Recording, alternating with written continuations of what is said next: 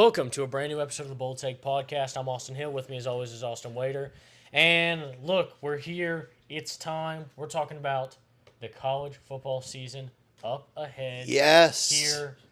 Boy, it's time. Our season preview, loud and proud. So let's just get right into it, talking about this top 25. And we start with the number one team in the country. Little doubt, the Georgia Bulldogs. And look, it was a disappointing end to last season. I know they had the big bowl game win against Florida State, but not where they wanted to be winning their final game.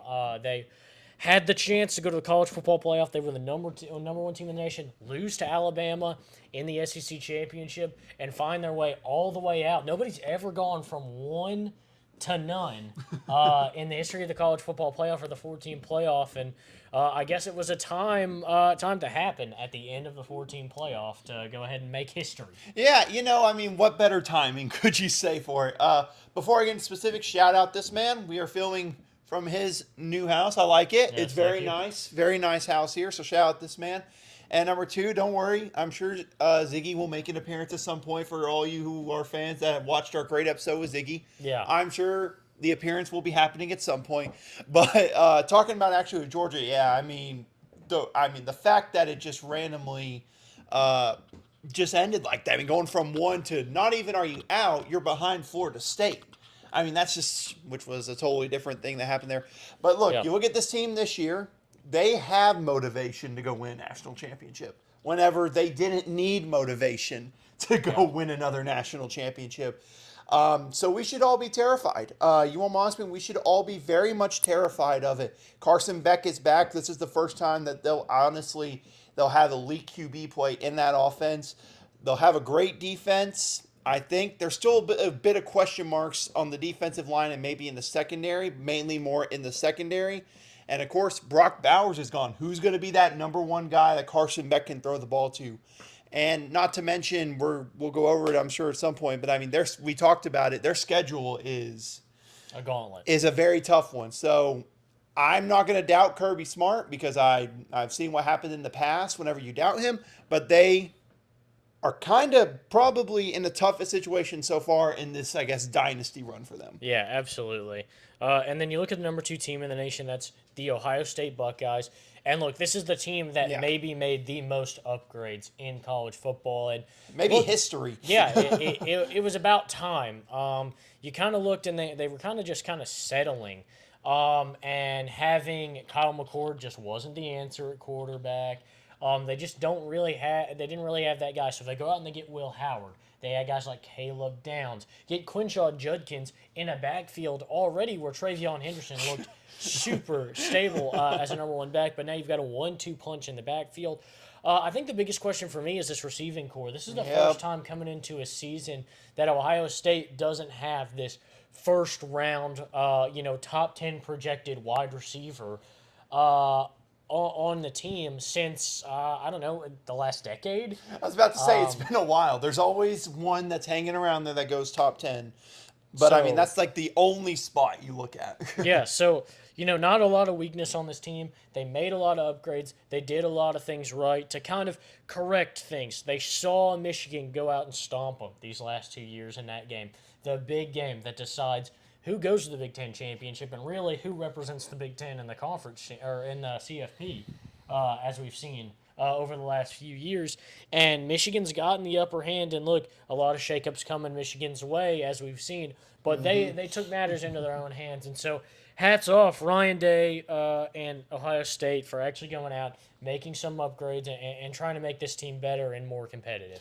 Yeah, look, I'm just going to be flat honest with you. Someone who is not the biggest fan of Ohio State, I'll say you have no excuse to not win, to not go undefeated, to not make the national championship game. You have zero excuses. You have absolutely no excuse not to make it. You have a quarterback who has played in big games, made big throws. You have probably the best, who am I saying probably, the best backfield in the country. Yeah. Obviously, the wide receiving course is a question, but a lot of talent come back on defense, not to mention adding Caleb Downs in the secondary, and how much better that defense has got year after year with Jim Knowles coming in as defensive coordinator. They have no excuse to not be undefeated and playing in that national championship game in Atlanta.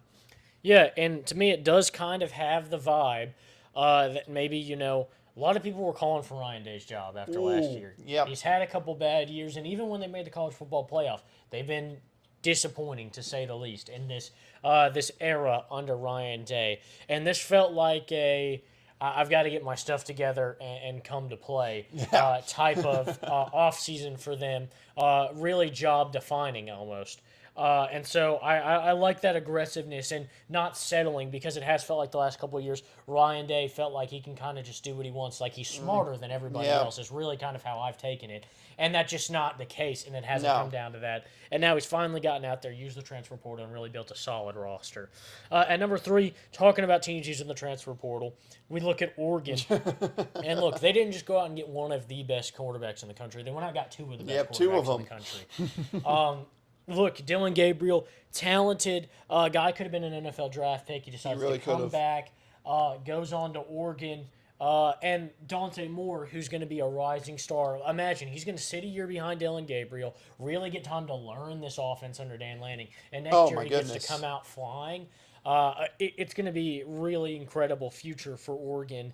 And I don't really know if there is a question for this Oregon team. They really look like a capable, built team. And look, I would say maybe the only issue last year might have been quarterback play at some times. Bo Nix maybe couldn't make the big plays. Right. But I don't think there were a lot of guys out there you could get that'd be much of an upgrade over Bo Nix that were still in college football. And so I think Yep. getting guys like Dylan Gabriel and Dante Moore doing the best you can to keep this team where it is. I really like where this Oregon team is. I think they're going to be a shocker even at 3. I think they're going to shock some people. I mean, listen, they are. I've said it since Dan Lane took over. Every year, they always seem like the most balanced team, as Iggy makes their appearance very quickly. But looking at it overall, they are probably the most balanced team in the entire country. I mean, they are a very talented team. The quarterback position you mentioned, the defensive line should be really good. I really don't see a weakness on this team. The only problem is now, you got to remember, they're in the Big Ten now. Yeah. That includes playing Ohio State, who we just mentioned should go undefeated. They have to play each other very early in the season. And I mean, look, let's face the possibility. That is the early favorite for game of the year. And I Yeah. really don't know if it will be topped for a game of the year. If there is a better game than that one, you let me know that I was completely wrong.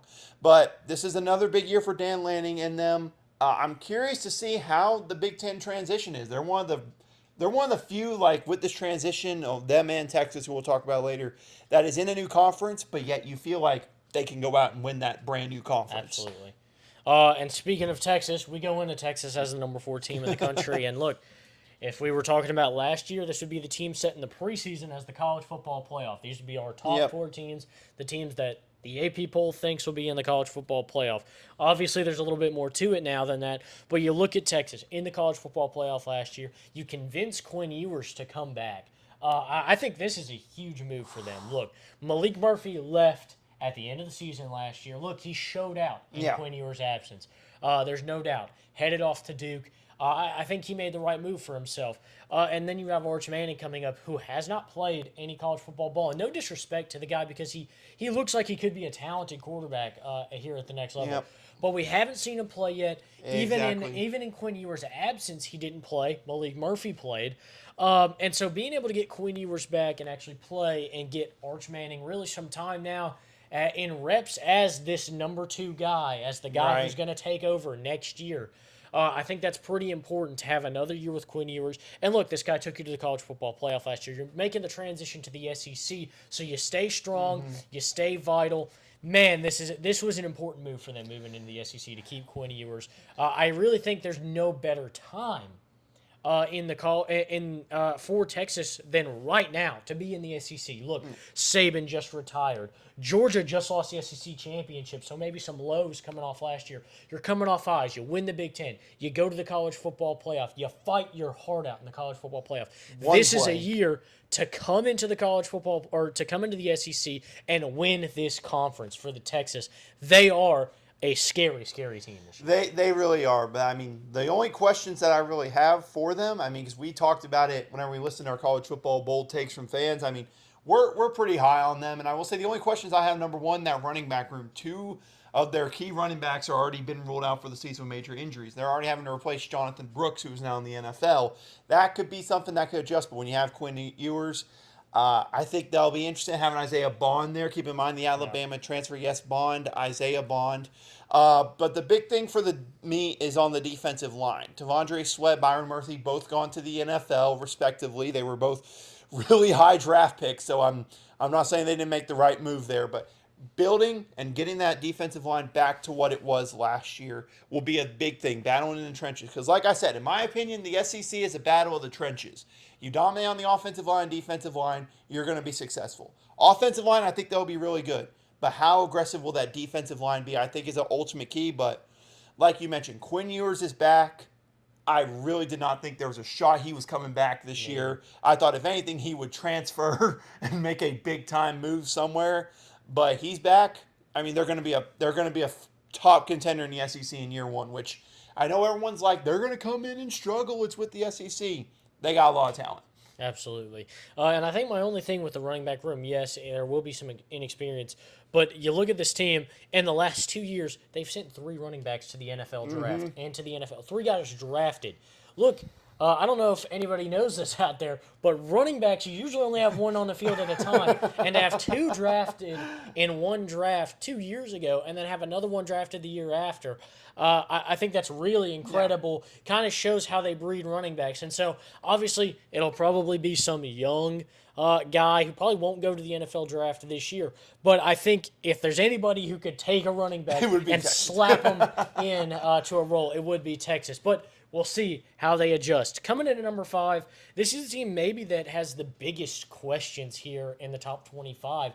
Is Alabama. Look, no more Nick Saban. They were able to keep some of the talent on this team. Right. You talk about Jalen Milroe. I thought NFL or transfer portal for I Jalen thought he was Milroe transferring for sure. after Saban left. But look, they get DeBoer, and look, there are going to be some questions about how Kalen DeBoer comes in and how he handles playing in the SEC, handling the pressure of being the new head coach of Alabama, being the guy right after Nick Saban, coming in and inheriting this great roster. But you look at how he took Washington and turned them around, and you look at how he took a guy like Michael Penix and capitalized on his abilities to move around, to make throws on the run, that big rocket arm. And I see a lot of similarities from Michael Penix to Jalen Milroe. And so you look at Jalen Milroe, and I think, honestly, this is a good fit. I think Jalen Milroe really made the right choice by staying in Alabama, trusting the guys that he's already around, the fan base, the support he's already got, and a head coach who I think, obviously, it's impossible to replace Nick Saban. But I think that this is a good addition, and we'll see how he fills in. But I think this is a guy that can take the talent they have and use it in his own scheme and change it in his own way. I think as long as DeBoer sticks to what he did at Washington, as opposed to trying to be the next Nick Saban in Alabama and do everything the same exact way Saban did, I think that's the wrong approach. I think you got to stick to what got you this job, what's got you your success in your career, and then use that support from Saban and others in the community to kind of build this team. But I think trying to come in and be Nick Saban is a mistake and will lead to mistakes. Yeah, it's like you just said straight up. There will not be another Nick Saban. Let's just get that out of the way completely. There will not be another Nick Saban. That's not going to happen. Kalen DeBoer needs to come in and embrace himself. And I know people are like, it's a brand new coach. Keep in mind, Kalen DeBoer has been a coach for a long time as a head coach. I think he's lost 12, 15 total games in his career. And he's been a coach for a good time. So he knows how to win right away and be successful. Keep in mind, like we talked about what he did at Washington, and like you mentioned, what he did with Michael Penix, bringing him in. They were able to turn around and win quickly there. He doesn't really have to turn it around at Bama. He just has to meet the expectation of competing for a national championship every single year, which is, I mean, let's just face it, is probably the toughest thing mentally for a coach out there. Yeah. But look, they, like you said, they still have Jalen Milroe back. They'll have a really good offensive line, just needs more experience. And that secondary is a bit of a question mark just because they lost Caleb Downs, who was probably the best in the country last year, and just a lot of newcomers. That's my issue. There's a lot of younger guys that are going to get more playing time. How they will do is going to be key to me, I think, to determining. Because I think the offense will not be an issue in year one with having Jalen Milroe there. But defense, specifically the secondary, how will they perform? Absolutely. We take a look at number 6, and it's Ole Miss. Lane Kiffin Woo! and Ole Miss just keep on climbing, keep on climbing, keep on climbing. And look, if the 12-team playoff had existed a couple years ago, they'd been in it the last couple years. Yep. So we slowly building, and look, this is a good opportunity for Lane Kiffin. Look, you got the newcomers in Texas and Oklahoma coming in, and they're eyeing the top of the SEC. You're seeing teams like Alabama having a little change up, little hiccup for Georgia last year, maybe an open door for a lot of teams. And I think Ole Miss and Lane Kiffin got to try and shoot this gap. Look, you lost Quinshawn Judkins, but you got Jackson Dart back. I think you got to keep trying to capitalize, keep trying to push, and make a challenge at the top of the SEC. I don't know if this team wins the SEC this year, but I do think this team will be up there in college football playoff contention. Yeah, they're going to be in it pretty much the entire year. And I mean, the big reason for me is not because obviously they lost Quinshawn Judkins, that hurts. But the thing that has hurt Ole Miss for years has not been their offense, not been Lane Kiffin's play calling, has been in the defense. And they went out this offseason and they utilized the crap out of that transfer portal to upgrade the defensive line, the linebacking core. They went out and got some SEC caliber defensive players, and that I think helps them out tremendously. They can fight in the trenches now. Walter Nolan's going to be really good on that defensive line. Chris Paul, former Razorback, a pretty solid linebacker to add in the portal as well. So they will be a very good defensive unit. Now the big question mark, like I said, is now the offense, because we expect this defense to be a lot better. Can Jackson Dart take you to the next level? Because I've said my opinions on Jackson Dart over the last couple of years. I don't know if he's the most elite quarterback for that. But this is going to be the best team that Lane Kiffin has had at Ole Miss. The problem, like you just mentioned, there's no divisions anymore. It's going to be a lot tougher to get to the top of that SEC because you got to be one of the top 2 teams in the overall record to get there. That will be tough with the teams this year, but they will be right up there all season. Yeah, and now we look at number 7. This is the Notre Dame Fighting Irish. Tier, obviously near and dear to my heart. And look, talk about teams utilizing the transfer portal. I think Notre Dame really did that well. They go out and they get Riley Leonard to replace Sam Hartman. Just keep on going after Austin Hill's favorite quarterbacks. Yeah, so just a revolving door right now at quarterback. And I think the big thing for this team is winning some of those bigger games. It's something that Notre Dame had a little bit of issues with. They lost a couple games. Ohio State is the big example. And look, that was a game that they had won several times over and still found a way to lose it on the very, very last play of the game. So it was a tough watch. But look, resilient. Marcus Freeman attacks that transfer portal. He recruits super well. He's a great defensive coach. It's going to be about the offense and the play calling. Obviously, a new offensive coordinator coming in, and I think that's the big thing. Look, Sam Hartman was great last year, and I wouldn't have changed a second of it. But on the last drive of the Ohio State game, Notre Dame's got the ball, 3 minutes left, 3 timeouts to Ohio State, and 3 passes in a row with Sam Hartman. And they're all incomplete. That's the worst part. Yep. You got to run the ball and make Ohio State use timeouts. Not to mention they struggled stopping the run game most of that game. Absolutely. So, having Jeremiah Love coming in, I'm excited. I've never been this excited about a Notre Dame running back, and we've had some really good guys. I loved watching Audric Estime last year, but the big thing about Jeremiah Love for me is that he's a sophomore this year, so we at least get another year of Jeremiah Love after this year, and he just looks so talented. He works so hard.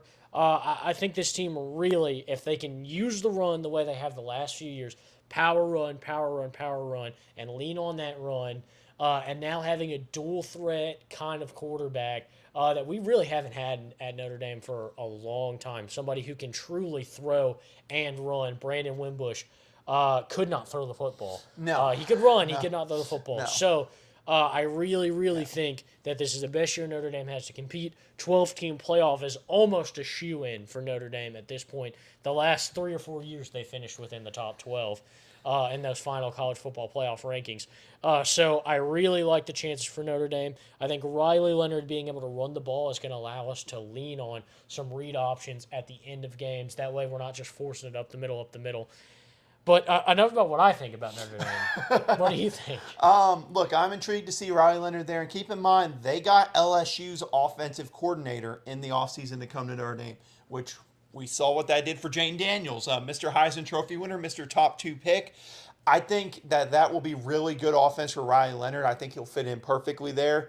And listen, there's a lot of stuff. The defense, I think, will be very good for Notre Dame. And it just comes down to how long does it take for this offense and Riley Leonard to click. That's the thing it comes down to it for me. Because they'll have a really solid secondary again, a pretty solid linebacker core. Obviously, some questions on the O-line with some season-ending injuries to some tackles. Yeah. Especially, I believe it's the one that was replacing Joe Alt, if I'm correct. Yeah. So it just comes down to me to that offense. If Ryan Leonard can be explosive like Jane Daniels was in the LSU offense whenever the coordinator was at LSU, they'll be playoff top 5 seed. They'll be that number 5 seed for the highest non-Power 4 conference champion no matter what. But if the offense has some struggles, I still think they can make it and can still make some noise. And, I mean, you think about it, they would be hosting a first-round game at Notre Dame Stadium. That's a tough place to try to go win whenever it's a big-time matchup there. And not only that, you'll have a great resume this year potentially. You got A&M week 1. You got Florida State you got to play. There was one more. USC. USC, that's who I was thinking of. That's some 3 really good teams to play.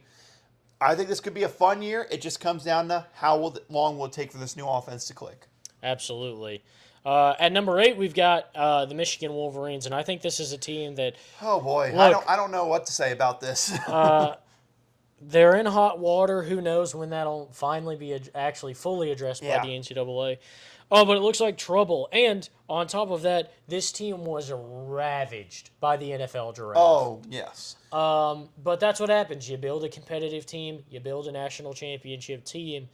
And look, it's college football. Those guys got to go eventually. Yep. It's just unfortunate the way it kind of folded. A lot of guys gone, so it's going to be a lot of new faces in Michigan and under new management. So with Michigan, there's not a lot to say. I think 8 is a fair ranking just because they did win the national championship last year. But so many questions, so much that's going to go unanswered until we actually see this team on the field. Yeah, look, the defense I don't think will be that much of an issue. I still think the defense will be good for you. The running game with Donovan Edwards, I think that won't be a problem. Quarterback position is the question. J.J. McCarthy, as much as we questioned and criticized him, whenever he needed to make the big plays, he was able to make the big plays that resulted in Michigan win the national championship. I believe it'll be Alex Orji, I think is the name of the quarterback that will be taking over. I'll be honest. But it's a quarterback that was mainly used in the red zone as, basically like Justin Fields his rookie year. Just run the ball in the red zone. How big of a passer will he be? That could be what determines their success. And also, just you talked about it, just the different level with a new coach coming in and all this drama hanging over the top of your heads. And you play Texas, you host them week 2. You don't really got that long before you're truly tested. That game very early on, how they play it, that will determine their success this season. Yeah, absolutely. Coming in at number 9, we have Penn State. Reliable. Look, it's time to step up. We've made excuses for far too long about Penn State. Right. This happened, that happened. It's time to shut up and actually start performing with James Franklin. Look, I think he's a talented coach. I think, firing him over the last few years would be a mistake. But at this point, it seems like they're kind of stalling out. Yeah. They need Drew Lohr to step up. They need to win the big games. Look, maybe not the Ohio State game this year, but you got to win the Michigan game this year. You have to win the Michigan game this year. Yeah, you got to. And actually, if I'm correct, I think they don't play Michigan this year in the new Big Ten. I think they might have gotten lucky and not play him. They'd have to play Ohio State, which is at home. So that works out in your favor. But we already said we need to say about Ohio State. But look, this Penn State team, defense will be good. Ground game will be very good. It comes down to what will Drew Aller be able to do throwing the football down the field. They got Kansas offensive coordinator to come their way, a new offensive coordinator for James Franklin. It feels like we're saying that every few years. Yeah. But if he can get Drew Aller to be aggressive and make big plays down the field, this is a team that can compete in this Big Ten, just flat out. They're going to win 10 games no matter what. It's just a question of, are they going to be able to win 11? Are they going to be able to win 12? It's the same story every year. Like you say, it's all reliable. We know they'll be a top 12 team probably at the end of the year. It's can they get one of those extra wins to ultimately compete in the top of the Big Ten. Absolutely. At number 10, we've got Florida State. And look, this was a team full of excuses at the end of the year last year for why they didn't make the college football playoff. But let's cut it plain and simple right here. Look, yes, your quarterback did get hurt, and that is why you missed the playoff. But it's not just that he got hurt. It's that when Jordan Travis was gone, they were could not terrible. throw the ball. They were the worst passing team in the entire country. They made Army look competent throwing the football. And unfortunately, the last 3 games of their season before they met Georgia, they played teams that couldn't stop them running the football. I mean, the Florida game was the very best chance. And that's saying something because they played Louisville. And Louisville's offense was just, oh, boy. But, I mean, look, you have a new quarterback this year in DJ Uyongalele. Yes, I learned to pronounce the name. I know. It's a historic moment here. I actually learned to pronounce the name correctly. But, look, I'm expecting this to be a run-heavy team. I'm expecting them to look to run the football first, use DJ in that play action, and they are going to be a very good defensive team. It just comes down to when they need to make the big throws, can DJ do that? He did that at points for Oregon State last year in the big games. Can he do that now in the big games for Florida State when they play Clemson, when they play Notre Dame, whenever they got to travel to SMU very early in the season? There are some question marks with that. As last year, they will be good defensively. How will the quarterback position be the thing that keeps them in conversation for the playoff or the thing that keeps them out? Absolutely. At number 11, we've got the Missouri Tigers. And look, this was a fun, surprising team. I guess. Even though bitter rivals. But this year, they come into it. They've still got Brady Cook. They've still got a lot of key pieces on the offense. The big thing, though, no Cody Schrader. He goes to the NFL. He graduates, and so... Is he on the NFL roster, out of curiosity? Oh, that's a good question. I don't know if he's officially made an NFL roster. Maybe he's battling for one in the preseason right now. Yeah, but he was fantastic. So it's going to be about what can this team do in the run game. We saw what they were able to do throwing the ball last year, and that's great. But at certain points in a football game, you've got to be able to hand it off to a running back. Yep. And so it's going to be about how they take over there. But I like this team. I think they're going to be a big riser, a big surpriser, even in a tougher SEC. Mm-hmm. I think Brady Cook really has the tools to kind of shine. And maybe at least at the start of the season while you're still figuring out exactly what your running back's capable of, I think he's going to shine with that big arm and maybe prove himself and get a little more responsibility this season. Yeah, I could see that. The question mark with them, and this is just me like straight looking at the roster, not hating on them at all, which is a lie because I did hate on them some last year. But no, the question for me is in that defense. Their entire defensive staff has gone to a team I'm sure we'll talk about here soon in the LSU Tigers. All that is gone to LSU. How will that new defensive staff come in? Because the defensive staff that was there last year did a phenomenal job turning that defense around and helping them stay in some key games. If this new defensive staff that comes in is really good, they can compete in the playoff with that great offense. If that defensive staff comes in and it is like USC last year, they'll score 40 points a game. Yeah. They're going to give up 40 points a game as well, and that might hurt their chances some. So that's my main key to me is the defense. I know the question mark with running back, but Brady Cook, Luther Burden, they'll be fine. Then we've got number 12, LSU Tigers. And I think it's safe to say the conversation for the LSU Tigers is going to be quarterback this season. You have the Heisman winner. You had one of the more exciting players in college football over the last 2 years in Jaden Daniels. And now he's gone off to the Commanders. So what do you do at quarterback? Look, if there's anything that I can say about a Brian Kelly team, get a running back on the ball, and the quarterback play doesn't always have to be great. So I think LSU can find their footing, but it's a tough SEC. And if they can't find themselves right away, I think this is a team that I think might actually end up slipping a little bit by the wayside if they can't catch up early. Yeah, but the two things, number one, Garrett Nussmeier, I believe, will be the starter. I think he has potential to be good. There's a lot of hype around him down there. I think he's a good throwing QB. But number two, like I just mentioned for Mizzou, they got a whole new defensive staff coming in. Because let's just face it, if they had a competent defensive staff last year, this team was in the college football playoff. There is no question in my mind. How will this new defensive staff, if they're able to come in and develop this defense quickly, and I don't know, use Harold Perkins as a as a pass rusher, then Instead of a coverage linebacker. they might be able to get a lot more stops defensively, and they could make some noise. But it comes down to that defense. It's a big question mark, and that's why that first game they're taking on USC, two defenses that are going to be brand new staffs, and that's not a bad way to test it out. So that will be the question for me for LSU. Absolutely. We've got Utah coming into the Big 12 this year. And Cam Rising's supposed to play this and year. Cam Rising will hopefully play quarterback. I think when I think of this Utah team, it's going to be, look, a team that was battling at the top of the Pac-12 over the last few years. Now you get your starting quarterback back, and you've got a chance to go out and compete for a Big 12 title. Who's the winners of this conference the last couple of years Right. have now vacated to the SEC. Maybe an open door in the Big 12 for a team like Utah to come in and take the top. Yeah, I mean, listen, this team with Utah, like I said, they were dominant in the Pac-12. Last year, they just had so many injuries. It was ridiculous how many injuries that they had. Now, you have a really talented defense coming back, as per usual with Kyle Whittingham. You got a pretty solid ground game, solid O-line, and you have your quarterback back who led you to those Pac-12 titles. Utah's going to win 10 games this year. I think that's a given. They're going to win 10 games. I think there's respectively a chance they could go undefeated this year. The main two games for them, they got to play Oklahoma State on the road in Stillwater. That'll be your first Big 12 test.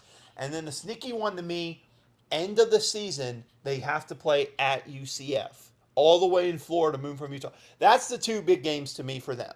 I think they will win. I think they can win the rest of their games, but those two will be the big question marks. Just because, number one, Oklahoma State will be a team near the top of the Big 12. And just going from Utah to Florida, it's a long trip. So that will determine it. But they're going to win 10 games. They're going to be in the playoff conversation all year. Yeah, absolutely. Now we move on to Clemson here. And look, it was an up and down year for Clemson last year. Early in the season, it was a big, fat disappointment. And then they were able to kind of save the season at the end, get bowl eligible, win the bowl game. But you come into this offseason, you lose Will Shipley to the NFL. Cade Klubnik, up and down season again. Yeah. But, they don't attack the transfer portal at all. And I think that is the biggest thing to take away from this team is they went with just purely high school recruits and the team they had last year. And look, I think there's nothing wrong with sticking to your guns, but just not making any effort to go out and get anybody, any kind of help. Even, look, sticking to your guns. Look, you did a split backfield last year where you traded with Maffa and Will Shipley. Why not look for a guy that can be a good counter to Phil Maffa, who will still be there this year? You don't have to necessarily go out and replace anybody, but try and find a piece to help out. I just don't think they made an effort. And, look, I think the big story 2 years ago was that, DJ Uiagalelei, he's bad. Right. He was terrible. Cade Klubnik has come in. He's our savior. This year we're going to be perfect. And that wasn't the case while DJ Uiagalelei came in and resurrected his career. Yeah. So I think the big thing for me is Clemson, no transfer portal, relying and sticking to your guns that have been misfiring, to say the least. It's time to go out there and see what you can do in a revamped college football playoff world where the transfer portal, NIL, exist and all this realignment. Yep. I don't like this Clemson team this year. I'm not in on them at all, and I think just no commitment, no effort in the transfer portal for a team that was underwhelming at best. Yeah. It's just not. I think it's a career suicide for Dabo Swinney. I mean, listen, this team, their defense will be good. The defense is always good for Clemson. Like we talked about, that offense, Garrett Riley came there last year. We thought, he came from the national champion TCU. They're going to be great. And oof. The thing that we talked about last year that cost them so many games, turnovers in the red zone. I mean, go look back at that Duke game from last year if you want to. Or Florida State in the third quarter where you have control. They take a fumble and a scoop and score to the house. Turnovers cost y'all games. If y'all stick to your guns and run the football and don't turn the ball over, y'all can get 9, maybe 10 wins. But I'll be honest with you, if they are able to pull this off, with no transfers coming in, this is going to lead to interesting conversations in college football. I don't see it as well. I think, listen, I think they got great high school recruits. I'm not saying no to not getting any high school recruits. I do it in college football 25. Yeah. But I think you got to be able to attack it both ways. I think that's how you have to do it. It's the future of college football. I mean, yeah, it really is the future, and it's the right now as well, not just the future. Yeah. So I think it comes down to the offense again. How well can they be to avoid turnovers? That could lead to them maybe getting back to the top of the ACC. Yeah, I mean, I truly think, just to touch on this one more time, we're starting to see a lot of coaches get left by the wayside in this new era of college football because they're so obstinate to change. I mean, Nick Saban retired because he didn't want to mess with because it. he didn't want to do it. Yeah, It's just what's going to happen. If guys like Dabo Sweeney are not going to change in order to make a difference, you're going to either be coaching Duquesne's football team for the rest of your life, somewhere where you're just not, obviously you're not a Division One FBS school. Right. You're not going to be competing because it just won't matter. Then, yeah, you will use your high school recruits and you won't use the transfer portal. Right. Or you're going to retire. I think it's just, again, career suicide for Dabo Sweeney. If this blows up, which it more than likely will, in a revamped ACC with tons of teams thriving on the transfer portal. I mean, Florida State, number one. Florida State, who took the guy who was your biggest problem 2 years ago, who was just one of the best quarterbacks in college football, led Oregon State to, 11 at the end of the season last year? I mean, they were a constantly top 15, top 20 team all year long. I think it's a mistake. I look, and I'm not saying go back and get DJ Uiagalelei, and I'm not saying replace Cade Klubnik, but build this roster up. Go get an exciting receiver. Right. Go add another running back because clearly the two-headed back system worked last year. Right. Maffa was great. Shipley was great. I just think that going out and getting nobody for a team that was as underwhelming as they were last year is just disappointing. Yeah, absolutely. And then the final team we'll kind of touch on individually, and then we'll kind of speed through some of the rest of this top 25, is Tennessee. And look, exciting team 2 years ago. Tragic injury to Hendon Hooker. Don't know if that would have... I'm not going to come out here and say that completely derailed a college football playoff season. They still would have had to beat Georgia. Yeah. And keep in mind, they were struggling in that South Carolina game even before he got injured. Yeah, so... there were a lot of things they would have had to overcome. But they come in last year, have Joe Milton, and he doesn't have the same success. But now they've got an exciting young quarterback. Nico, I'm not even going to attempt the last name. I'm going to attempt the last name right here. Okay. Live on the Bold Take podcast. Yeah, you're not getting me to touch that last name. Yeah, I know. You never touch the last name if you Nico is the first name. I can tell you that. Nika, I'm Maliva. That's honestly the best I've heard from anybody, so congrats, sir. Well done. I don't think that's right. But look, he's exciting. He's got a lot of potential. He sat last year, learned and learned and learned. Look, this is a team that can be good. That's kind of on the upswing in the SEC. They got to come through and they got to perform. I think the big thing for this team, don't put too much pressure on the quarterback early. No, Look, you can't. If you don't compete, you don't compete this year. But have a good season. Let this guy grow. You do too much and you're too abrasive with this kid, he's going to go somewhere else and find somebody else in the transfer portal that's going to take advantage of this arm talent. I think this is a building year. Obviously, try and be competitive because they have a really solid defense. Yeah, for once in the Josh Heupel era, they have a solid defense. They have a really solid defense. But let this quarterback grow, and having a good defense should allow that. Allow him to make some mistakes, and this defense will have his back. But if they can allow this guy to grow and get comfortable in this offense, there's a lot of excitement in Tennessee, not just this year, but in the future. Yeah, and keep in mind the big thing, if he comes out and is as great, I mean, Tennessee fans are hyping this kid up. They are hyping him up like crazy. If he comes out and plays as well as he does, and that includes a game where they host Alabama at home, that could lead to some fun things happening there. Hey, 2 years ago when Alabama came knocking in Knoxville. Yep. And they had an experienced QB who was a top Heisman contender. I mean, the stories kind of feel similar. But a big one to me is they cannot look over Oklahoma very early in the season. They play in Norman, Oklahoma's first SEC game of this new era. And, of course, in case you remember, Josh Heupel was an Oklahoma QB there. Everyone thought he was going to OU whenever Lincoln Riley left. But he stayed at Tennessee. They cannot overlook that game. Honestly, I'm looking at this schedule. This is a good, It is a good schedule. schedule It to is a have. good one. You lose the Bama game, you lose the Georgia game. That's 2 losses. You win all these other games, you're probably still in the college football playoff. Or in a you're at least 12-team in the playoff. consideration for it. Yeah, you're being talked about. Look, you play NC State, you play Oklahoma. Right now, both preseason top 25 teams. You've got Arkansas and Florida SEC matchups. You got Kentucky, who's gonna be a good team this Right. year. I'm in on Kentucky this year. And you've got a couple more ACC games. Mississippi State, maybe. And you're competitive in those Bama, Georgia games. Boy, oh boy, I think you really got yourself in the conversation. And just win one of those games, you're in. I was about to say, you beat Bama or Georgia, yeah, you're going to be in. You're going to be in. One-loss team with a win over either Bama or Georgia, you're in the college football playoff. Absolutely. So there's a big chance for Tennessee this year, even with the inexperience. Absolutely. So let's look. We'll go 16 through 20 here. Oklahoma, Kansas State, Oklahoma State, Miami, Texas A&M. Anything you want to touch on in those teams? I'll just say right now, I am high on Miami this year. I know it's the first time I've said in forever, Mario Cristobal, if he could just learn to finish a game. Take a knee. Just take a knee. If he can learn to finish the game and not screw over his team, they'll be good. I am, as you know, last year I was a big Cam Ward guy. They got Damian Martinez, the running back from Oregon State, who was a beast for them over those 2 years. I think they will be a very, very tough team in that ACC. Now, the other one I'm curious about is A&M. A&M's an intriguing one because Mike Elko is there now, and he is a dang good football coach, which worries me because I miss when A&M had an incompetent coach.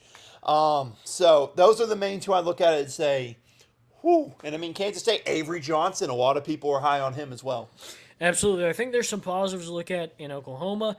I think the big thing when you're looking at the Sooners is first-time pressure for the redshirt freshman coming in. And Jackson Arnold, the name, right? Yes, and sights and sounds of the SEC. So it'll be an adjustment. But just like we were kind of talking about with Tennessee, give this guy an opportunity to grow. And you'll have and he'll have a good defense at OU to help him out this year. Yep. That's similar to what Tennessee will have. Kansas State and Oklahoma State, I think, are going to be two really exciting teams to watch compete in this Big 12. Avery Johnson and just kind of everything they built over Kansas State the last couple of years. Nobody's talked about how incredible Kansas State's been over the last few years. And you got to remember who their coach is. Chris Kleiman came after making North Dakota State the best dynasty in FCS football, and now is coming and has built a firm foundation at Kansas State, which is running the football, a really good O-line, and a pretty stout defense where they're getting 8-9 wins every single year. That's pretty consistent, if you ask me. Absolutely. Oklahoma State's got the best running back in the country. One of. They got the best running back in the country coming back. They've got an experienced roster coming back. A team that's been so close to a Big 12 championship several times. Now some of the top dogs are out, and they're looking for a way in to win and into this college football playoff. I mean, it comes down to Alan Bowman, who's seventh-year player. I mean, it's wild to me that he was in college football that long. But it comes down to how efficient he will be offensively. They'll be able to run the ball. They'll have a good defense. How efficient he will be in the pass game will determine their success. Absolutely. We look at, Miami, like you said, there's a lot to be excited about with Cam Ward. Texas A&M. Look, this is maybe the most optimistic you'll see me be about a Texas A&M season since the hire of Jimbo Fisher. I hope they don't have a good season. Notre Dame meets them. They got week one. So let's at least hope for a bad start for Texas A&M. And then 21 through 25 here, you got Arizona, NC State, USC, Kansas, and Iowa.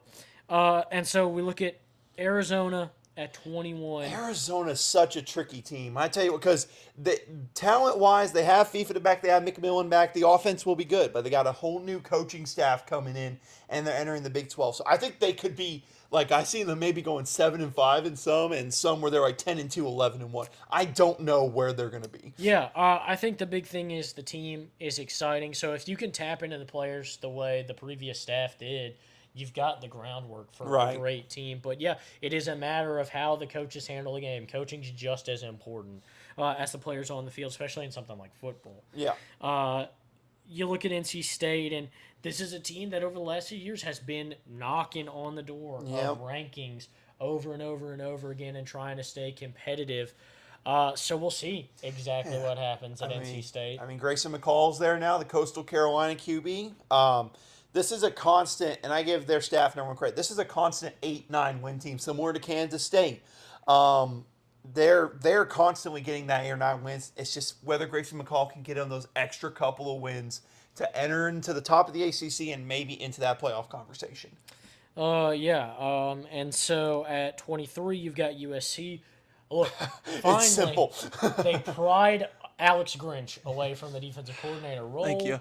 And this is what the team's about. You're heading into the Big Ten. You got to play defense in the Big Ten because it is gritty and physical in the Big Ten. Yeah. And so hopefully this team comes in, plays defense.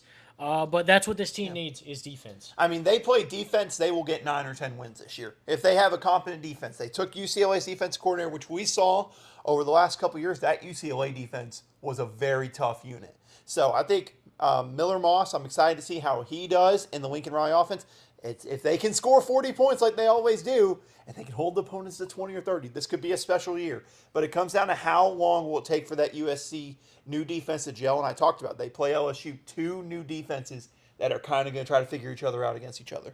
Yeah, agreed. At 24, Kansas. I think this offense has all the frameworks to be one of the best teams in the entire country. Jalen Daniels and Devin Neal. Yep. Backfield. It's just going to be unbelievable. A fierce secondary. I'm really excited to see what this Kansas team does. I mean, listen, this team will go as far as Jalen Daniels. If Jalen Daniels can stay healthy for a full season, this could be a special year. If he gets injured, remember, they don't have Jason Bean anymore, arguably the best backup in college football last year. He is graduated. So if he gets injured, things might fall. But if he can stay healthy, this can be a special year for this Kansas football team, if he can stay healthy. Absolutely. And then finally, at number 25, you've got the Iowa Hawkeyes. This is a team super duper mid is the best way I can put it. The defense, absolutely incredible. The run game, pretty good. Cade McNamara, apparently in camp, not very good. I saw direct quote. Either he is intentionally throwing the ball away every play, or he's making the worst throws I've ever seen in my life. That's a quote. But if they could just have somewhat of a competent pass game, somewhat, they could compete in the Big Ten. That defense gives them a chance against almost any team. Yeah, and you thought Deacon Hill was bad at quarterback. Oh, boy, yeah. I mean, but let's get into these conferences and conference winners and also last place teams and conferences this year. We're adding a little bit of a mix to it. Just add something to keep everybody on their toes. Let's start in the ACC. We're going alphabetically here. Who do you got winning and losing the ACC? So my ACC championship game is actually a rematch from the regular season of Florida State and Miami. Okay. I got Miami winning. The ACC this year. My worst team in the ACC, I know this will hurt me because I've been a fan of them so many years. I just don't know. It's the Syracuse Orange.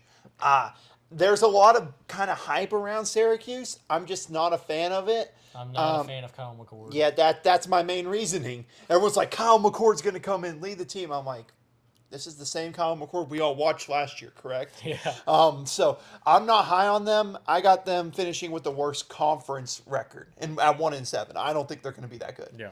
I've got Florida State winning it all. I really like the way this Florida State team looks right out of the gate. And then I've got Boston College coming out. Ooh, not a fan of Bill O'Brien, huh? No, I'm not a Bill O'Brien fan. But we'll see how he does. In the American, I've got Tulane winning the American and Rice coming in last place. I like what Tulane's built over the last few years in the American, even though it'll be kind of a refresh with some new pieces. For me, I actually have Memphis winning, but I have them playing South Florida in the American Athletic Conference. Wow. I'm high on South Florida this year. My bottom team, I was choosing between Rice and the team I chose, which was East Carolina. They were so bad last year. They were so bad, which is a shame because they have one of the best uniforms, one of the best stadiums. Say, the uniforms don't cut them any slack. It doesn't cut them any slack. They were so bad last year. They were so terrible. God, I'm sorry, but I was choosing between them and Rice. Losing JT Daniels, I think, will hurt them a little bit. Yeah. Losing JT Daniels hurt college football. Big 12. Who do you got? So I was telling Austin I was choosing between 5 teams for like 5 weeks. I had 4 teams bouncing around. I mean, it took me forever. I ultimately came out to probably the most conservative and boring pick ever, which was a Utah-Kansas State Big 12 championship. I was choosing between Kansas State and Kansas. I think the winner of that game will probably be who makes that conference championship, but I gave it to Utah. I think Utah will win that conference. Basically, my reasoning for that is no matter what, in all the conversations, I had Utah making the Big 12 championship fair. game. My worst team, though, it's got to be BYU.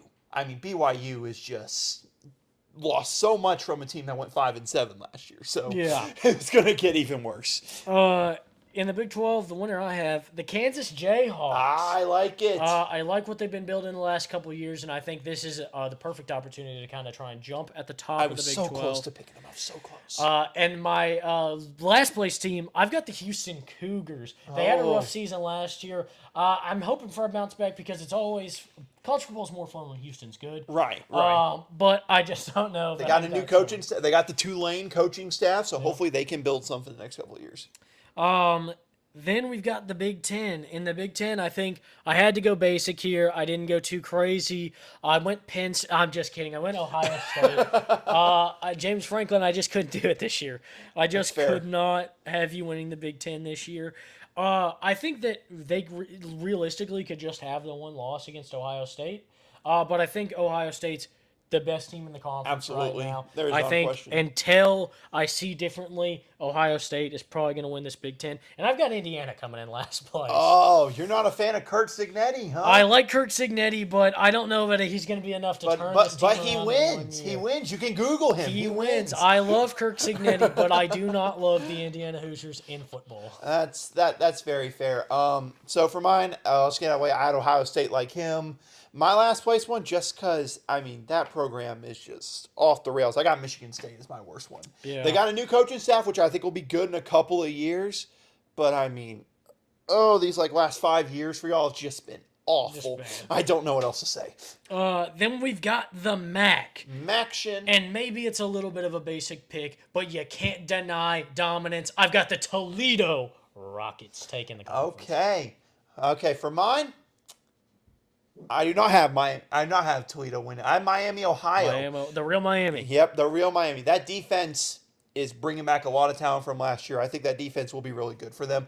My worst team, though, I mean, it's not a question. Ball State is just, oh boy, that is a rough situation for that school. I also have Ball State. I mean, that in tells you last how bad place. they're gonna be. Ball State Oh. is that school's just in a rough spot. They don't have a lot of talent. Their coaching staff is not going to last much longer. Yeah. They need like a full restart of that entire school. They do. Do you know what state Ball State's located in? A little fun little trivia. Just for fun for everybody since we both picked Indiana? Ball State. They are in Indiana. That's what I thought. Yay! Hey, so there's your little Ball State trivia. It's I don't know why, but I just don't picture them in Indiana, but it makes sense. They're in the MAG. That's just about where they should be. Okay. Then we've got the Mountain West. Who Okay. you got in the Mountain West? Well, for my top team, I was choosing between obviously UNLV and Boise State, but then I thought, you know what? Let's have some fun here. You gotta love them both. Give me Fresno State. I like Fresno State. Mikey Keene to make some noise his second year. Ugh. I like Fresno State. I think they could be a fun, unique team in that Mountain West. I think. And I'm tricking you completely because I have Boise State. Oh, I like Fresno State. I think that they'll go far in this conference this year. But I've got UNLV. I respect it. I like what Barry Odom's built over there. Kind of the instant impact I felt like he had at UNLV. I think that continues. And my worst team, say it with me, Colorado State. Listen, they brought some guys back. I could see it. I was choosing between them and San Jose because they're bringing in a new coaching staff. That could hurt them. But I mean, Colorado State, they bring back they bring back two guys who they said they wanted to win a natty at Colorado State. Words I didn't think I would ever hear, if I'm being honest. But it's between them and San Jose. They're going to be the bottom. I like the loyalty that those two guys have coming back to Colorado State. But next time, take the $600,000 and go play somewhere else Yes. that's going to win. Hopefully they'll do that next season. Because if they were such hot commodities last offseason, I can't imagine what Colorado State would have to do for them to be so poorly regarded. That's a very fair point. So I think that they'll have just as much chance next year. And then finally, we've got the SEC. And I am just going to get it out of the way. I've got Texas winning the SEC. I like them. I think they're geared in a really good spot. I think there are plenty of teams that can compete, but I think they can come in and surprise teams, catch them off guard. And obviously, I've got the Arkansas Razorbacks. No, I'm just kidding. You want to say it in unison? I think we both Yeah. know who we have the worst one. 1, 2, 3, Vandy. Vanderbilt. Yeah, or Vanderbilt, Vandy. Yeah. I didn't know if you were going to go Vandy. I so didn't. I went I didn't Vanderbilt. know. I call him Dandy Vandy sometimes, so I just call him Vandy. I have them Vandy in my notes, but I called them Vanderbilt because I thought we might go full names. For We were this so one. close to making that cool. They Yeah. were so close.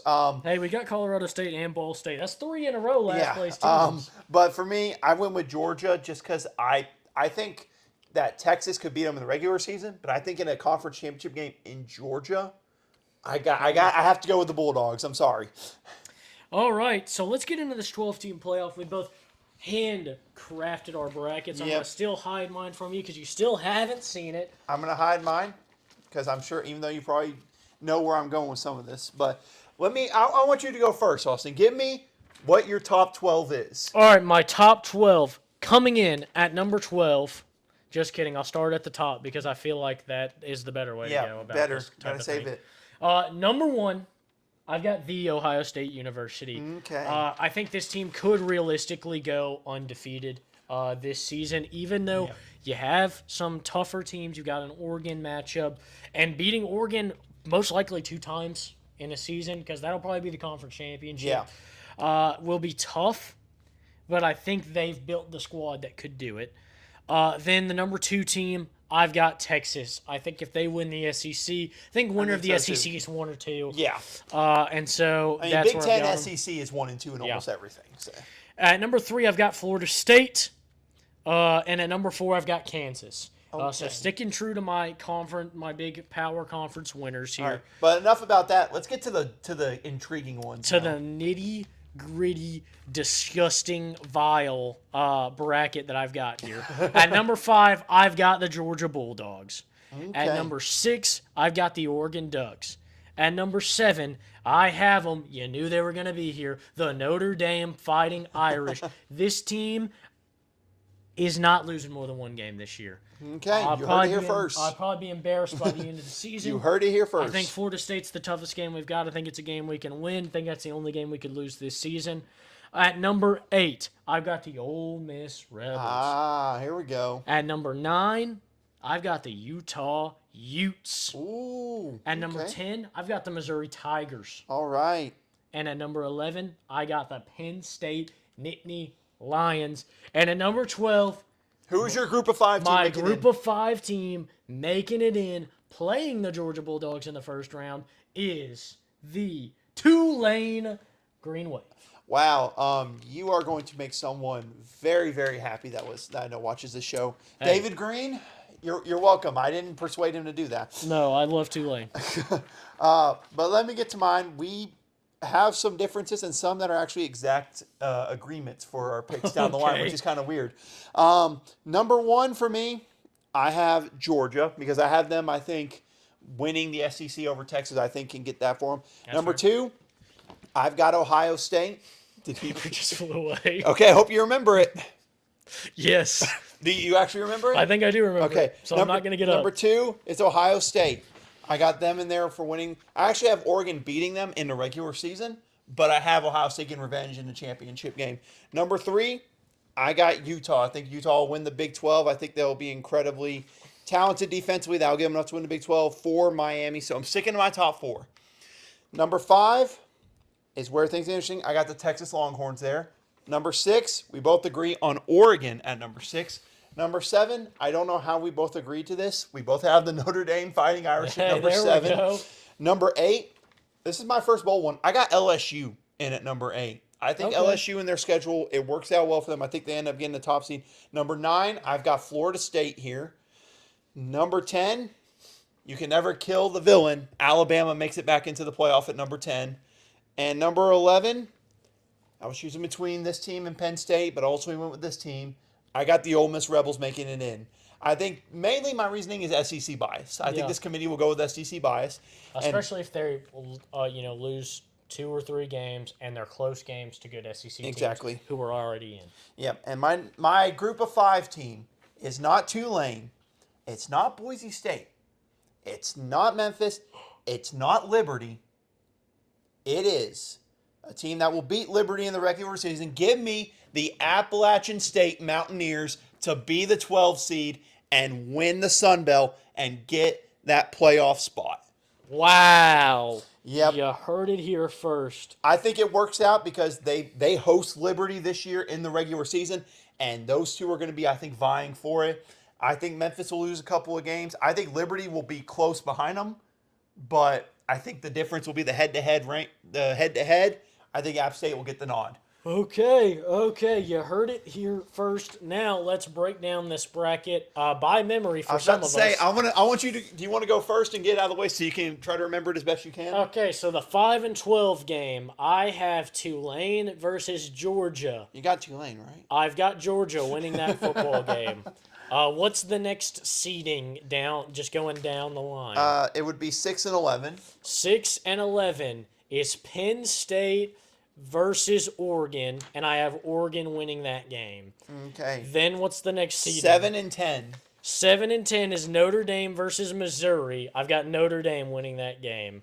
Okay. All right, what's the next seeding? They got 8 and 9. 8 and 9. I cannot remember. Ole Miss and Utah. There you go. I've got That's a tough one. Ole Miss winning that game, I think. I was about to say it's at Oxford, so that'd be. I think I've got Ole Miss winning that game off Yep. the top of my head. Okay, so now you got the second round. So I'll do one versus your winner of your 8-9. okay. Number 1. Number 1 versus Ole Miss. So Ohio State, Ole Miss. I've got Ohio State winning that game. Obviously. Okay, the next one, well, technically, if we're going down the line here, it'd be the 4 seed, whoever that is, playing the winner of your 5-12 game. Okay, so Kansas, Georgia. I've got Georgia winning that game. It's unfortunate. Unfortunately. Then the next one, it would be the 2 seed, whoever you have, and the winner of the 7-10. Okay, so I've got Notre Dame versus Texas. I think I gave that game to Texas. I did give that game to Texas, unfortunately. Okay, and then the last one, the 3 seed playing the winner of your 6-11 game. It is Florida State versus Oregon, and I have Oregon over Florida State. Okay. History is on Oregon's side, and playing Florida State in the college football playoff. Okay, so your final 4 will be the winner of whoever your number 1 versus 8 matchup was, and Ohio State versus Georgia, and I have Ohio State winning that game. okay, and it'll be the winner of your 4. They would play your So- 4 seed, winner of your 4 seed versus 5 seed matchup. Okay, so so Ohio State over Georgia. Okay. in that one, And then whoever- Oregon over Texas. okay, so you got Oregon and Ohio State. so for all a Big natty. 10 All natty. Big Ten natty. Probably the third time these two teams have played. Yep. Who are you And- giving it to? Oregon may have lost maybe once, maybe twice in this matchup, but the third time, Dan Lanning and the Oregon Ducks are going to get it done. Okay, so we got the Oregon Ducks for this man's natty. Let me break mine down. So my 5-12 matchup, Texas and App State. I will be rooting for App State. I got Texas winning that. 6-11, Oregon versus Ole Miss, which I think would be a phenomenal one. I got Oregon win that one. Then my 7-10, which is easily my favorite first-round game if it worked out. Notre Dame hosts Alabama. I'm sorry to do it to you, Austin. Revenge. I think Alabama gets it done. I'm sorry. I'm sorry. I wanted revenge, And not more agony. And then 8-9, it's ironic, LSU and Florida State play for a third straight year. But I got LSU winning because they are at home. I think that will be a difference. Then the next round, number 1, Georgia versus 8 LSU. I got Georgia winning that. Number 4, Miami versus 5 Texas. I've got the Miami Hurricanes taking down the Texas Longhorns. And then Alabama, Ohio State. I was tempted to go with Alabama here, but I got Ohio State winning that one. And then 3 seed Utah versus 6 seed Oregon. Old school Pac-12 matchup. Yeah. I got the Oregon Ducks winning that one. So my semifinal, I got Georgia versus Miami. I love me Miami, and I believe they can be special this year, but I don't think they're beating Georgia. And then Ohio State and Oregon. I'm with this man. I think if they play this many times, it's going to have to go different ways. Give me the Oregon Ducks to win. So I've got Georgia and Oregon as my national championship. And I think the difference, well, this will be Dan Lanning's first time there, and it won't be Kirby Smart's. I'm going to take the Georgia Bulldogs. Kirby, you're welcome. I didn't doubt you guys, okay? Yeah. So we got Georgia Well, now they're and not going Oregon. to win the national championship because don't have their superpower, which is fake. You're right, scratch it. Georgia doesn't even make the playoff. I'm kidding now. But no, so we got Georgia and Oregon as our national champions. So you love to see that. Now, we've got our award predictions, the Yep. Heisman, and then the Bull Take Podcast Awards. And a little surprise here that I've got for you. Jaden Lazuski has given me his Bold Take Podcast Award picks as well. So we'll have I want to little hear bit of him. I fun. want to hear him. Let's hear him first. Okay, so Jaden Lazuski, we didn't do Heisman, but we did all of our awards that we're gonna do. Okay. So we'll start with the disappointing team. He thinks this year Alabama is gonna disappoint. Okay.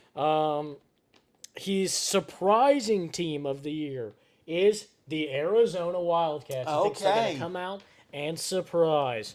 His player of the year, Bold Take Podcast, player of the year, Trevor Etienne. He thinks the transition to Georgia, he's going to shine. Okay. I like it. Defensive player of the year, had to go with a homer pick here, Landon Jackson. Yep. Okay. Team of the year, he went Tennessee. He thinks the Tennessee Volunteers are going to be a thriller. Okay. Coach of the year, Dan Lanning at Oregon. And surprise player of the year, he thinks Will Howard is going to shine at Ohio State. Okay. I like it. I like it. So now let's get into our picks, and we'll start with the Heisman, the least credible award on this list. And who do you got winning the Heisman Award this year? Well, if you saw based on my sayings, I'm very high on some teams, and it includes this team and this man. Give me Cam Ward to strike that Heisman pose. Cam Ward is going to win the Heisman Trophy. Book it now. I like it. I've got Quinn Ewers of Texas Okay. taking it home. I think he locks in this year. Maybe a little bit less help from the running game, so they rely on the big arm a little bit more. Okay. But now let's get into the awards that really count and really matter. Let's start with the team you think is going to be the most disappointing this year. Bold Take Podcast, disappointing team. So there was a lot of teams I was looking at for this list. There's a lot of disappointing teams I see, and unfortunately, I think the most disappointing team is going to be the Missouri Tigers. I'm just not buying into this defense. I think it's going to be the thing that hurts them down the stretch. I think similar to USC, I think their offense will be great, but I just don't know about this defensive unit for Missouri. That is why I think they will be disappointing. I think they could go 8-5 or 9-5, 8-4, 7-5 range. I just think that defense is going to cost them games. I think the most disappointing team is going to be Clemson. I had a feeling you were going to go there. I don't think they did enough to make themselves a real competitor. I think they're going to come in with this fake hype from Dabo Swinney saying we don't need it. Right. We're going to be a good team. And I think they're going to get disappointed by a couple teams in the ACC this year. Okay. Then let's go to the most surprising team. Who do you think is going to come out and shock? And that doesn't mean they have to be a national championship contender. I was choosing between two surprise teams, and the one I went with, they are going to be back in the national picture. Give me the Virginia Tech Hokies. I like Kyron it. Drones coming back is a great quarterback. They finished the year so well last year. They have so much talent coming back. I think they will be, at minimum, a 9-3 team this year. 9-3. I was choosing between them and Iowa State. Alrighty, my surprise team this year, I've got the SMU Mustangs. Ooh. I don't think they're going to come out and necessarily just like blow the socks off people, but I think they're going to come into the ACC after having a solid year in the American last year and kind of use that as a stepping stone to really make their place in the ACC. People are going to say, you're from Texas. You're from the American. You don't belong in this conference. And I think they're going to come in and shock some people. I don't know if they'll go to the conference championship game, but I think that they're going to come out and play really, really, really well in the ACC and surprise a lot of people. Okay. How about your surprise player of the year? So my surprise player of the year, and there was a lot of good choices I was choosing for this list, but in the end, I went with Avery Johnson of Kansas State. I'm buying into the hype. I think he's going to be very good. This Kansas State team will run the ball well with him, and he will have a big year. And honestly, I have them making the Big 12 championship game, so I'm high on him. Give me Avery Johnson to Kansas State. I've got, I think you'll like this one. I've got Malik Murphy at Duke. Oh, okay. I like it. I like it. I really like Malik Murphy's skill set. I think he did a really good job in Quinn Ewers' absence last year playing.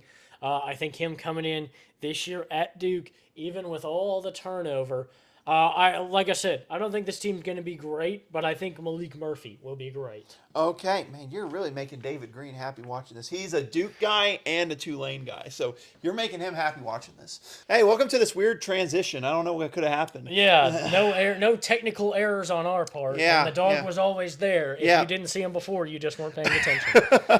So now we're going to go to our Coach of the Year pick, and we'll start with you, Waiter. So I know you're gonna hate it. I just know because basically based on what I've been saying, I'm really high on Miami. I know what happened last year, Wow. but I got to go with Mario Cristobal as my coach of the year if I'm high on Miami. I'm sorry. When did this become a Miami Hurricanes podcast? My You know, goodness. it's just I got to roll with my guys there. I'm high on them. That's fair. What about you? So with Coach of the Year here, I got a guy who I wanted to take last year, who was on my top 5 last year, but some guys really rose up. Talk about Arizona, James Madison, Boise State's interim head coach. I mean, there was a lot of good options. Yeah, it really came down to just being a tough decision. But I settled on Eli Drinkwitz. I like I like the Missouri the wave right now. When did this become a Missouri Tiger podcast? That's the question we need to ask ourselves. Right now. This is now a Miami Hurricane Missouri Tiger rivalry podcast. Exclusively the battle line. The real battle line. Let's get that trending on Twitter. Yeah. Then let's go to Bold Take Podcast, Defensive Player of the Year. So there was a lot of good choices for me to choose, but similar to Jaden, I got to be a homer. I have to go with Landon Jackson. That's fair. I have to be a homer. I want to be known. I have not been a homer on any Arkansas picks on here. This is my one I get to do my homer pick on, Landon Jackson. Yeah, I'm gonna be half homer here. I've got Xavier Watts down in my notes. It's a good one. He won it last year for us. He's going to be a guy that's going to get talked about on this podcast. It's a fault that we have where we talk about players that we like. And when they happen to be good, they get talked about a little bit more.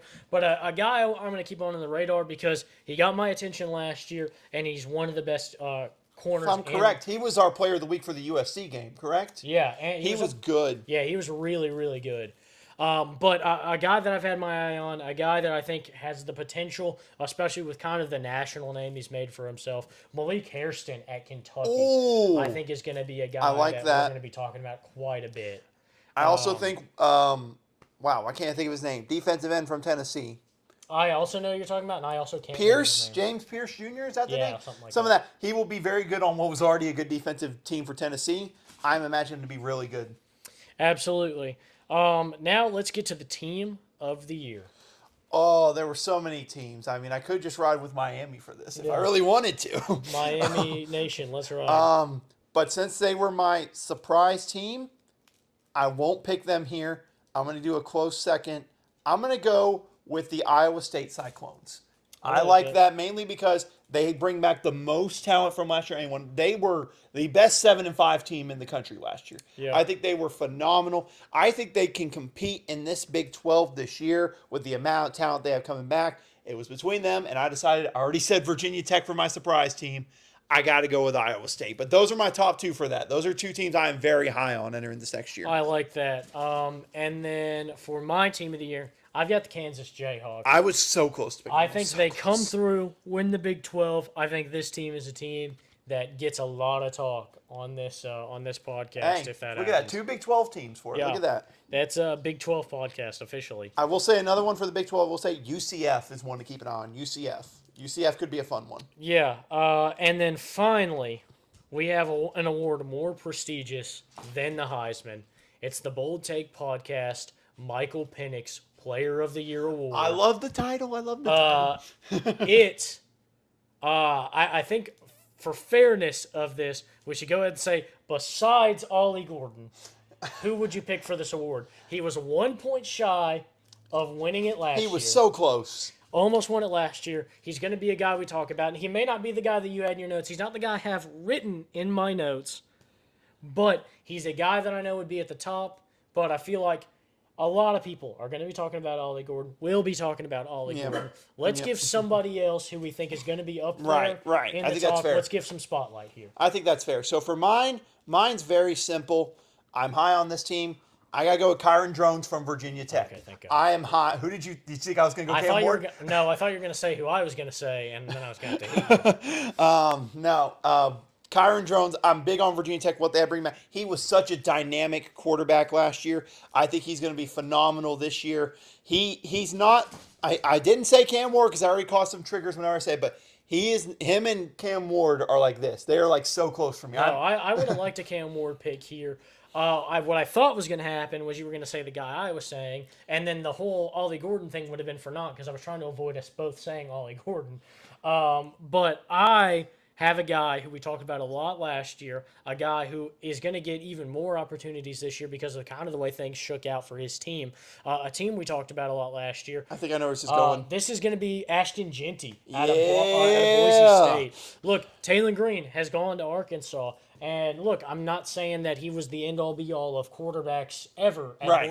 Boise State, but he was a starting quarterback last year. Exactly, And so they're yeah. going to have to find somebody to fill those shoes. And in the meantime, you're going to rely on one of the most physical, fierce running backs in the country, a guy who's got to be a top 5 running back in the country, and maybe would be the top running back in the country if it wasn't for a certain someone named Ollie Gordon. Yep. But I love the title for the Michael Penix Jr. Player Yeah, of the I Year. thought that it would be fun to name it after Michael Penix. He won the first one, and all the best awards are named after a player, even if they don't talk about it. That's very fair.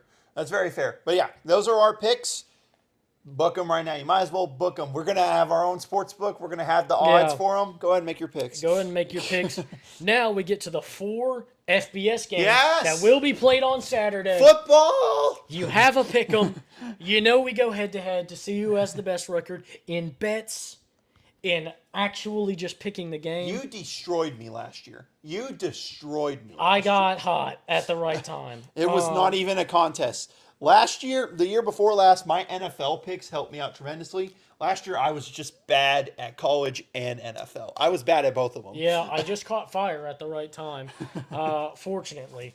But I did like the way we did it last year, where we kind of kept it a mystery for a lot of the Yep. season. That way, we were just really making like fun, unique picks, and not just because eventually it does get to the point where we have to just pick against each other Exactly. to try and compete. I mean, I'll never forget the playoff run. I just kept on picking against whatever Yeah. pick this man was picking for the NFL playoffs. Yeah. Every time he was like, I got Packers, I'm like, well, I guess I have to go 49ers. But no, keep it in a mystery adds way more entertainment because y'all can, if y'all want to keep track, y'all know Yeah, how good or bad we're absolutely. doing.